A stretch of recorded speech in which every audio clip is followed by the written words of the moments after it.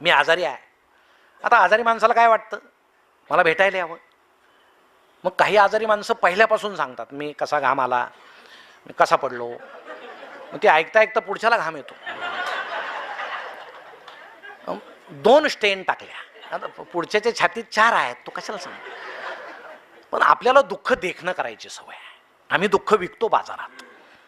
आम्हाला आमच्या दुःखाचं काय स्वाभिमान आहे की मला या भेटायला मी दुःखी आहे. अरे सगळेच दुःखी आहेत, ते दाखवत नाहीत. तुम्ही आनंद वाटा, आनंद मिळेल. आनंद वाटा. तुम्ही देवाला फुलं वाहा, तुमच्या हाताचा सुद्धा वास येईल, सुगंध येईल. पण आम्ही ते फुलं वाहत नाही. आपण जेवढा आनंद वाटू तेवढा आनंद आम्हाला मिळेल. आनंद साध्या साध्या गोष्टीत असतो, त्याला पैसे द्यावे लागत नाही. तुम्ही सकाळी फिरायला जाता की नाही? जातो. सकाळी फिरताना सुद्धा आनंद असतो. आता फिरण्याचे अनेक कारणं आहेत. आता आमचं पोट समजा वाढलेलं आहे, तर ती चिंता आपली आहे ना, समाजाची नाही ना. मग चेहरा असा असतो की तो चेहरा पाहून बाकीचे म्हणतात हा आला की काहीतरी घोटाळा होतो, याचा चेहराच पाहायला नको, आपण दुसरीकडून गेलेलं बरं आहे. म्हणून पहाटे फिरताना सुद्धा शेवटी ते थंड हवा आहे, सकाळचं वातावरण आहे, आपण आनंदीच राहायला पाहिजे. आम्ही राहत हा कुणीतरी कुत्रा घेऊन फिरतोय शेजारी, मग आपल्याला कुत्राच नाही याचं दुःख बाळगायचं का? तो फिरतोय ना घेऊन, त्याच्याकडे पहा. कधी कधी तो कुत्र्याला फिरवतोय की कुत्रा त्याला फिरवतोय तेच समजत नाही. तो आनंद लुटा ना जरा, मस्त पहा.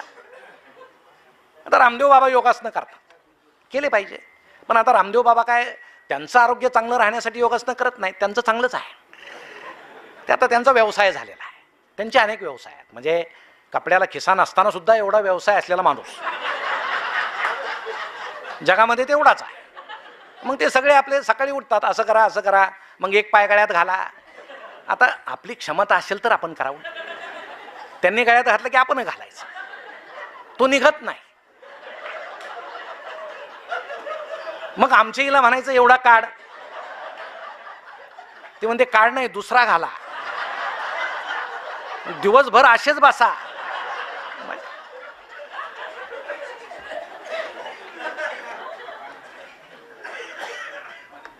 योगासनं केल्यानं काय होतं?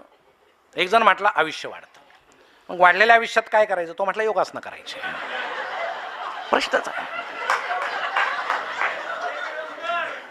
अवघडच आहे. मी फार कडक पथ्य पाळतो का? मला खूप जगायचं. खूप जगून काय करायचं? पथ्य पाळायचे. जगणं म्हणजे काय? जगणं म्हणजे तेवढंच नाही. मग आमची दृष्टी, मी तुम्हाला गंमत सांगतो. मी एकदा पहाटे फिरायला गेलो, असं नुकतंच असं फटफटलेलं होतं, थोडा दुसर अंधार होता, आणि मला कुणीतरी स्त्री गुड मॉर्निंग म्हटली दुरून. मी गुड मॉर्निंग म्हटलं. घरी आलो. आता असा आनंद काय लपवता येत नाही ना.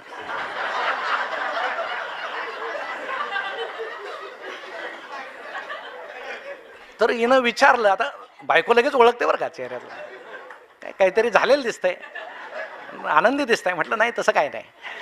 नाही सांगा म्हणे. नाही काय नाही म्हटलं, फिरायला गेलो होतो आणि कोणीतरी स्त्री मला गुड मॉर्निंग म्हटली. ती म्हटली मीच होते.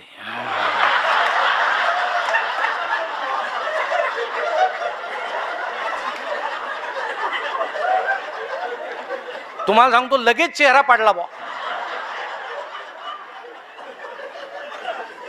मग तिनं विचारलं, परस्त्री गुड मॉर्निंग म्हटल्यावर आनंद होतो, बायको म्हटल्यावर दुःख होतं असं का? विचार करण्यासारखी गोष्ट आहे ना. सुख आपल्या जवळ आहे, आम्ही नाही ते मानत. ते मानण्याची क्षमता, ती दृष्टी आमच्यात आली पाहिजे. आम्ही ती सकारात्मक दृष्टी पाहिजे आमच्यामध्ये. आम्ही कायम नकारात्मक. काही लोक तुम्हाला सांगतो अशा आहेत ना, प्रत्येक गोष्ट त्यांना असं वाटतं की नकारात्मक आहे. म्हणजे हे साहेब खूप उशिरानं घरी आले म्हणून त्यांची पत्नी त्यांना असं म्हटली की किती उशीर केला तो, मगापासून बंड्या म्हणतोय माकड पाहायचं माकड पाहायचं.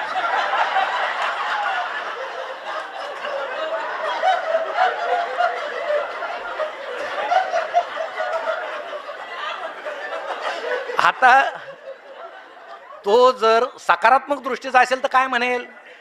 थोडा उशीर झाला, तुझा आवर बंड्याचा आवर, आपण बागेत जाऊन माकड पाहू. सरळ गोष्ट आहे. पण जो नकारात्मक आहे तो काय म्हणेल?